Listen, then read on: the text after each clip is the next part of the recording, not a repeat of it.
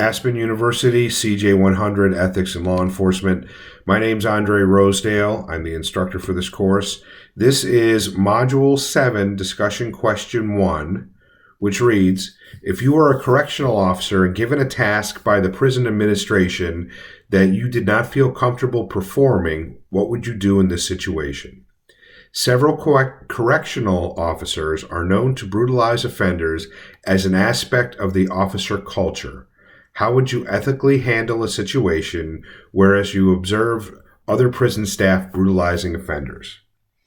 This is a pretty good question.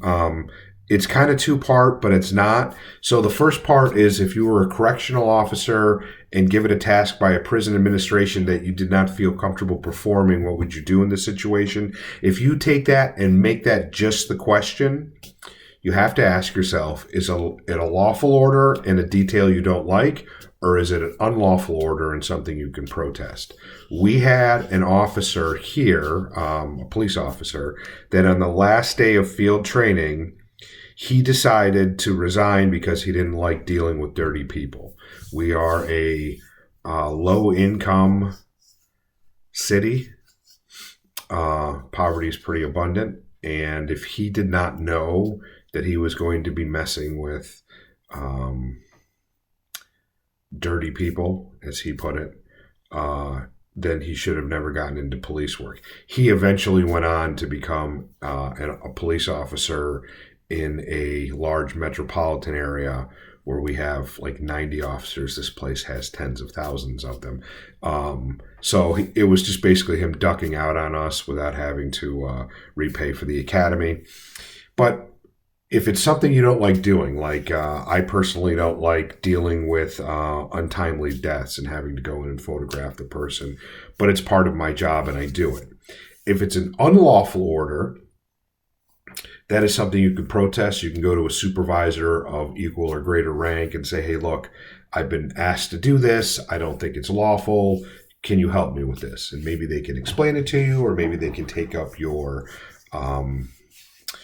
side or your cause with the supervisor. So in the second part of this, it talks about several correctional officers are known to brutalize offenders as an aspect of the officer culture. How would you ethically handle a situation where you observed other prison staff brutalizing offenders? There are ways in law enforcement and in correctional communities to be able to put a stop to it. It's difficult. I know you could be considered a rat if you run around ratting out people, but there are ways of going to people and going to supervisors and talking about different things. They're very specifically in Leadership 101 or First Line Leadership or, whatever the title of it is. There is a module on getting reports from subordinates about sexual harassment, excessive use of force, unethical use of power, theft, that kind of thing. And if you go to somebody, they should try to protect your identity because you're a whistleblower, basically, and they should do the right thing. And if that doesn't happen, then you just go up the chain of command. So I look forward to your response to this, what you would do, maybe an experience you had.